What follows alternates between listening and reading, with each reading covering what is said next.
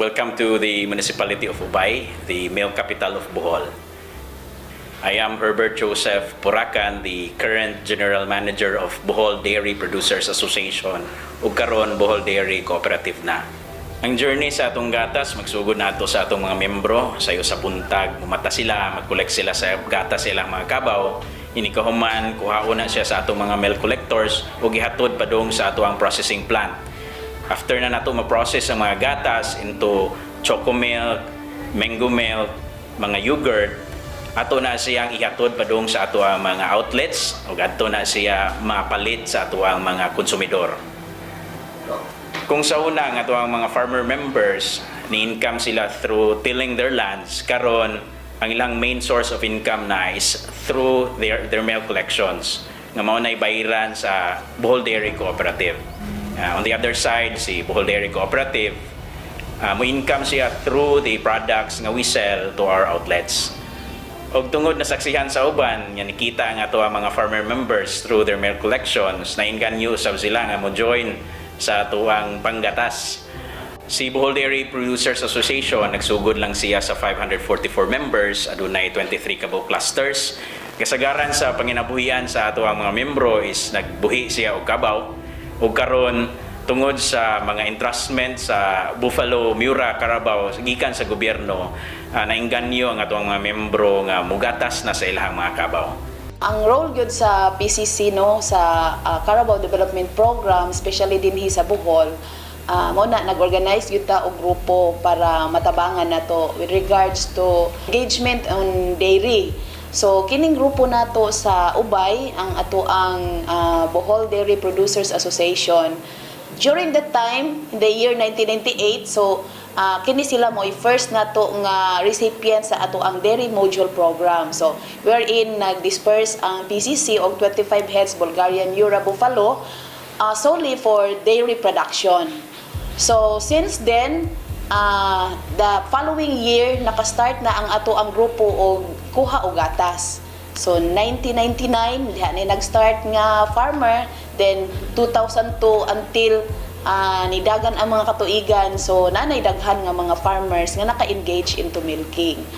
Mao nang gikan sa ato ang 544 members sa pagsugod karon almost 800 na ta og ni-increase sad ang participation sa mga women's. During 2017, katong nag-intervene na si World Bank through DA, PRDP, provincial government, mao to'y hinungdan nga nisaka gid og maayo ang growth sa association. Niadtong 2022, ang ato ang asset niabot na siya og almost 30 million. Ni-income ta atong tuiga og almost po siya 3 million. Pero sadly, pag 2023, naka-experience ang ato ang organization of first net loss amounting to almost 1.6 million. Kani nga mga cumulative losses, nakuha ni nato tungod sa mga panghitabo nga wala sa atong control, nasunugan ang ato ang partner nga organization, ug dito ta nag-store og milk, mo nang nadamay ang ato ang mga gatas. Naputay gipaayo nga cold storage sa National Dairy Authority. And sadly, pila ka buwan ang nilabay, naguba po din siya. Mao hinungdan sa additional na po nga losses. Ug ang dakong rason nga nung dako ang ato ang losses pag 2023 isang tungod sa delay nga mga feeding programs due to absence of legal documents. Pipila sa mga pamaagi aron maka-recover mi sa mong net loss pag 2023 is nagkuha mi og mga feeding programs nga non-milk related. Nagsupply ta og iron fortified rice, milky bun, saging, fruits, vegetables nga locally sourced sa ato ang probinsya sa Bohol. Usapod sa mga rason nga nung nakabawi tagamay is nakadawat og feeding program gikan sa atong provincial government. Ni-try po ta og apply for financing gikan sa Land Bank. Unya nakakuha po ta og financing gikan sa ato ang federation Agrico PH. Ni-apply po ta og grant sa Kadiwa program sa Department of Agriculture. Ongoing po ang ato ang milk feeding program sa DSWD karong tuiga og naatay upcoming contract pod sa Department of Agriculture through National Dairy Authority. Og nakakuha po ta og feeding program nga 500,000 gikan sa LGU Talibon. Aduna po tayo nadawat nga assistance gikan sa Provincial Government of Bohol nga mga silage para support sa ato ang feeds sa mga kabaw. Operations sa dairy under Budaco or the dairy enterprise under Budaco is closely monitored sa PPMayo. Directly yun sa office sa Provincial Vet. Ang PRDP project on dairy is already mainstreamed sa amo ang regular program under sa office sa Provincial Vet. We have the Bohol Dairy Development Program wherein doon na may council, no, na create Bohol Dairy Council. So being the secretariat sa maong council ang among office, we call the council including Budaco on how the dairy program in Bohol is currently kanang operating.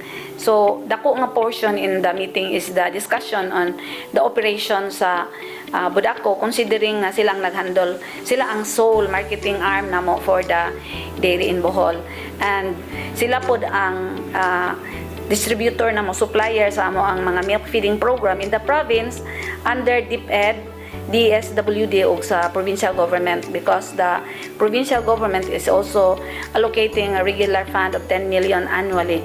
Aside from we learned kanang how the Budaco is doing sa ilahang supply operation, kung kaya ba nila, we also encounter sa ilang mga problema kay bawo po ni sa ilang mga kakuwangon, and then especially during budget hearing tungod kay bawo man sa ilang mga kuwang, we incorporated those kanang mga kuwang nga makaya sa province, especially kung naa siya sa amo ang PCIP. Kay tanan nga gi-propose namo under sa regular program namo sa province is based sa ato ang identified intervention under sa PCIP on dairy. So katong mga musulod nga pwede namong intervention on the production kay wala man ay funding sa PRDP and production, so mostly dito ni sulod ang province. So ang future plan nato no para sa grupo, tungod kay naa magutay challenge nga na-encounter no sa dairy enterprise, especially sa time nga daghan ta og production unya minus ang ato ang demand. So naatay gipatukod karon nga retort facility building. So including ana ang equipment nga ato ang paliton. Hopefully this year ma-procure nato ang maong equipment, and hopefully next year na nagyud tay production of sterilized milk. Kay implementation sa ato ang feeding with the SWD and DepEd na adyo demand on sterilized milk, especially sa mga far-flung schools nga walay kuryente, wala sila'y freezer. So ang gusto sa DepEd is sterilized milk ang isupply. Unya sa panahon lagi nga taas ang ato ang production nga dili maapas sa ato ang planta, so naa ang ato ang sterilizing facility nga mo'y mo cater ana kung daghan kaayo tang raw milk nga moabot. So another is naatay himuon nga monitoring sa mga dairy boxes, kay since ang ato ang co-op nanag ni sila'y duha ka dairy box naa sa ICM o diri sa Ubay, and partner nga implementation sa dairy box sa Carmen sa near sa Chocolate Hill. So naatay unit gani sa PCC National Office nga nagtutok yun ana. So starting this year nag-standardize taan ng ato ang dairy box nga tagaan nato gyud sila og support in terms of financial and kanang mga technical aspects sa pag-improve sa performance sa ato mga dairy boxes. Ilahang viability sa ato ang dairy box, kana yung gaining yun ang ato ang negosyo, ang ilahang tindahan. Dili lang kay tindahan nga basta lang nga ingon ana sila, but na-adjoy income nga mosulod para sa grupo. O pipila sa atong mga lakang nga gibuhat para mapalambo pa ang atong kooperatiba, padayon ta nga nagi-coordinate sa mga national agencies para ma-program og maayo ang mga feeding programs aron ma-whole year round na siya ug dili magdungan-dungan sa katapusang bahin sa tuig. Ay kaduha, nangita po ta og mga private partners or entities nga nanginahanglan og bulk nga mga raw milk. Ay katulo, naglaom ta nga matukod na gyud ang atuang retort facility para ma-extend ang shelf life sa atuang gatas through sterilization nga adunay na ipundo gikan sa Philippine Carabao Center. O ikaupat, naghandom gyud mi nga maka-establish mi og spray dryer kaya ron aduna na may powderized milk pohon karon dili na kayo problema nga magdaghan og surplus ang atuang production kay pwede naman siya mulungtad og dugay. O kami sa Bohol Dairy Cooperative, dako mig pasalamat sa World Bank, Department of Agriculture, PRDP, Provincial Government of Bohol, PCC, NDA, ug ang local government sa Ubay sa ilang tabang ug suporta sa ato ang kooperatiba gikan sa pagsugod hangtod sa unsay naabot na sa co-op karon. Daghang salamat. Ug labaw sa tanan sa ato ang mga farmers nga kanunay nagkugi pagkuha sa ilang gatas kay wala sila, wala gyud si Bohol Dairy karon.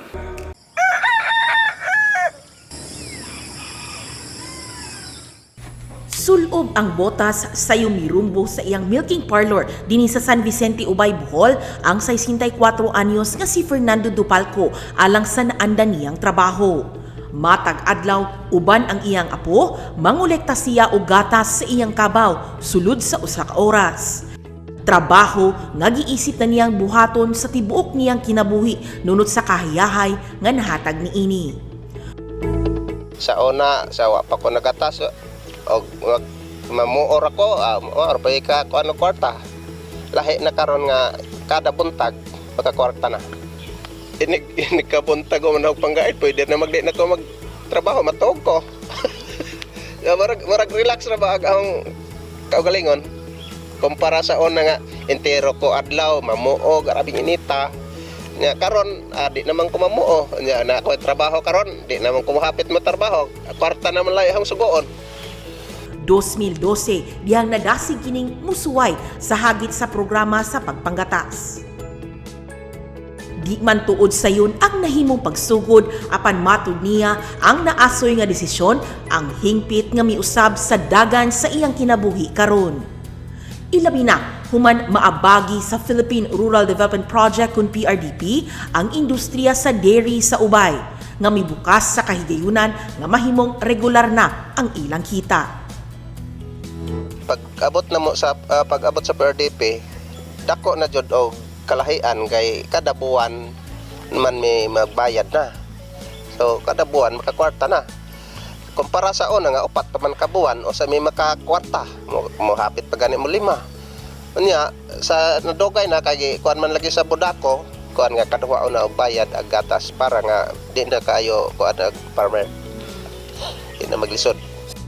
Si Dupalco, usa sa mga giila nga top milk producers sa Ubay Northeastern Dairy Breeders Association. Mutumod siya og di mo menos 4 ka litro sa gatas matag adlaw. Gani ang kanhi usa ka kabaw kaniadto niabot na karon ngadto sa 12 og naglaraw pa kini nga magdugang og laing upat. Sama ni Dupalco na bag-o usab ang kinabuhi ni Grace Boyles, mulupyo sa San Jose, Mabini, Bohol, gumikan sa pagpanggatas. Gawas sa nakapalit kini og mga kabtangan ug ubang gamit sa pagpanguma, nakatabang pa siya sa pagpatungha sa iya mga pag-umangkon.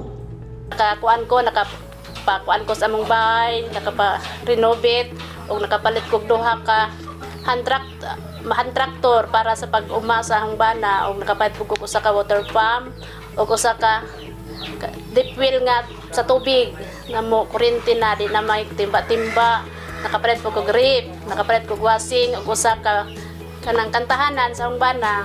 Dako jud ang akong pagpasalamat kay kung siguro makilak mo kay kung siguro kung wala pa ko nagatas di jud ko makapa-eskwela tungod sa among himtang. Sa una, sa wa pa ko nagatas. Agahong trabaho sa hangbana, isa ra ka operator sa galingan ang iyang porsyento 10% ra mao jud nay tinuod og bukusog lang ang kita kung ting-ani pero pag ting dili ting-ani wa jud mi kita gamay ra kuwang ra jud kayo. Dakong garbo niya nga nahimong ehemplo sa daghang mga individual nga magka-interes sa pagpanggatas. Ang kalampusan sa mga dairy farmers sa Ubay, kalampusan usab sa mismong patigayon nga nagpaluyo kanila samtangan unom ka lungsod sa Bohol ang magsuplayan og gatas ngadto sa Budako. Laraw karon sa Budako ang mamahimong leading milk producer sa Kabisayan.